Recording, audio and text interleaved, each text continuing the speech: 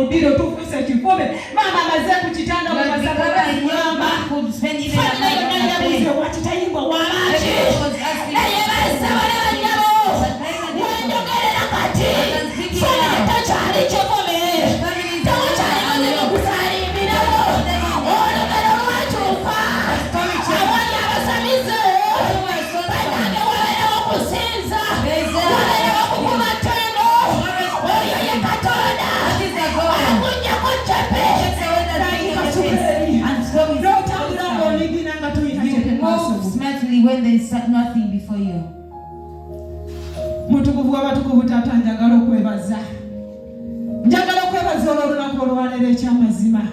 Mukwano gwange tata ekyamazima nyimusa abaana b'omu maaso go. Obaoliawo mukwano gwange tata waliwo omuntu ng'abadde alina embeera kyayitamu. Ekyamazima tulabye omuwala ono Tamali yayita mu mbeera ekyamazima nga tajeyagalidde embeera yamubaako accidentally naye n'awulira ng'obulamu bumutamye n'awulira nga yeekyaye. Yesu wange wabeerawo omuwala we wabeerawo omukyala nandikinga waliwo omwami we wabeerayo omuvubuka yenna ekyamazima ng'abadde yeekyaye olweyo cepe yamuteekebwako mu maaso ge nga yeenyuma ng'awulira tasaanidde. Mukwano gwange leka oleko kojjako cepe olunaku olwaleero leka wabeerewo cepe z'otwala okuva mu maaso g'abaana bo leka wabeerewo cepe z'otwala bw'olinnyira Yesu omwana wa Katonda omulabo. Yesu okola ekigambo ekijja mu bulamu bw'abaana bo. Ekyo ky'ogambye nti kola ekigambo ekijja enti temuli kiraba baako omukyala gw'okolera baako omwami gw'okolera baako omuvubuka gw'okolera. Yesu ensi ekuŋŋaane ng'egulumiza erinnya lyo ng'ekuweeza ekitiibwa era ng'ekugulumiza nti waliyo Katonda mukulu. Mukama bampeere nnyo omukisa. Tukubire n'omwoyo omutukuvu oyayimirira tuyimire ku bigere byaffe tukube engalo ez'amaanyi tukube n'akalulu batwaliriza ddali waffe akyayongereko bye tuli.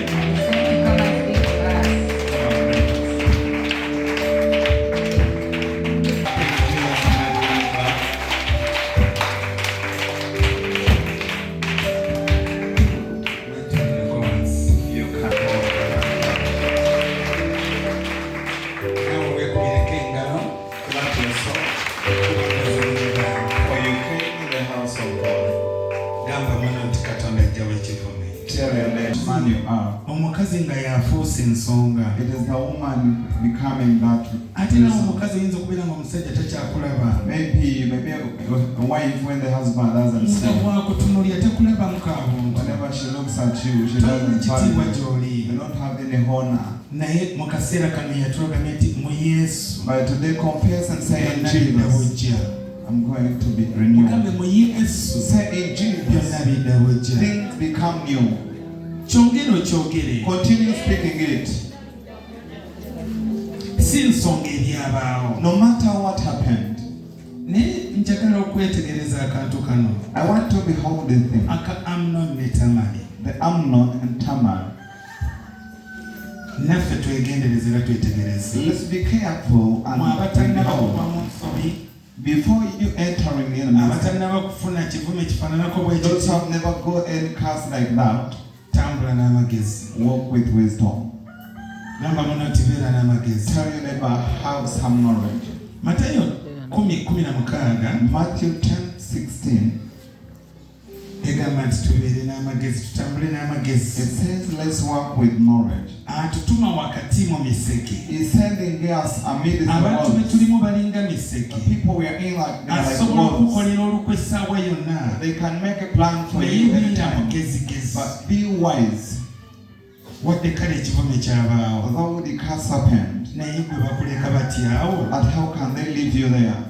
N'ogamba nti ono gw'oli naye ng'osigadde wekka. Ne bagobawo abantu bonna kaama kikaguwa.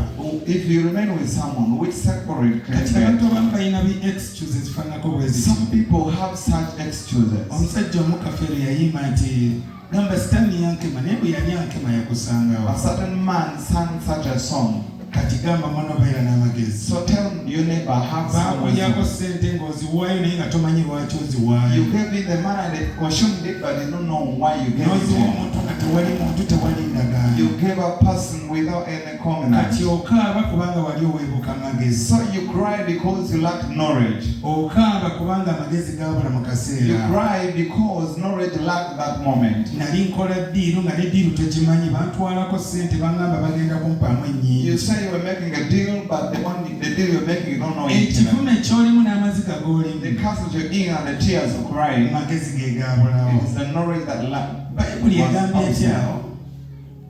Matayo 10:16. Laba nze mbatuma ng'endiga wakati mu misege. Kale mubanga n'amagezi ng'emisota.